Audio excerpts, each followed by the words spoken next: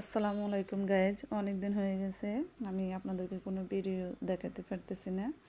তো দেখেন, আজকে আমি পুঁটি মাছ রান্না করব। যা আমি একেবারে কাঁচা বসিয়ে দেব সব কিছু একসাথে করে।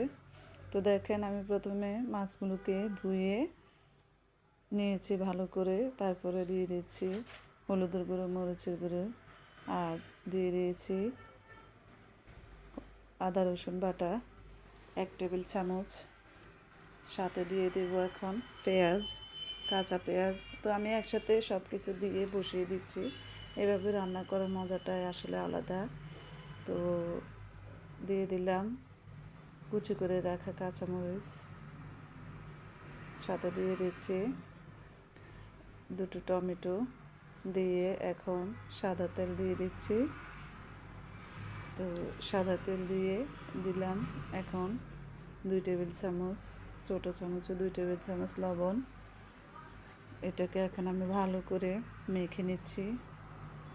তো মেখে নেওয়ার পরে আমি এটাকে সামান্য পরিমাণ মতো পানি দেব। দিয়ে দেওয়ার পরে আমি এটাকে চুলায় বসিয়ে দেবো। তো দেখেন, এভাবে ভালো করে মেখে নেবেন যাতে মশলাটা মাছের ভিতরে যায়।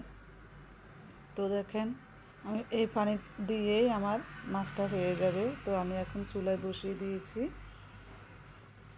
5 মিনিট পরে আমার ঢাকনাটা উঠিয়ে আমি দেখি আমার মাছটা ফ্রাই হয়ে গেছে।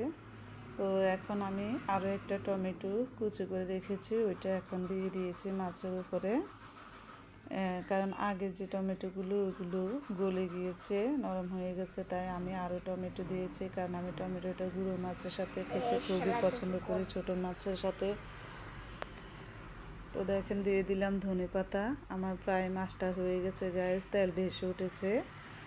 আমি এখন একটা বাটিতে উঠিয়ে নেব। তো গাইস, যদি আমার এই রান্নাটা ভালো লেগে থাকে আপনারা অবশ্যই সাবস্ক্রাইব করবেন এবং পাশে থাকা বেল আইকনটি বাজিয়ে দিবেন, আর আমাকে অবশ্যই জানাবেন।